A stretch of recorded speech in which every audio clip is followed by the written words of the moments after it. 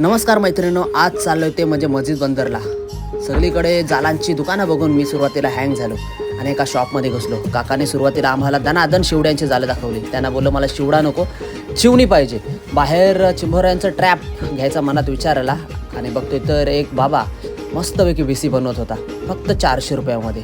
Okay, म्हणजे बघा इकडे शिश्याचा पाहिजे तर शिश्याचा पण तुम्हाला भेटेल. म्हणजे जास्त लोड पाहिजे असेल खाली तर शिश्याचं पण जाल. आता जालांची सीझन आहे. सर्वात मोठा मार्केट आहे, बिगेस्ट मार्केट मस्जिद बंदर.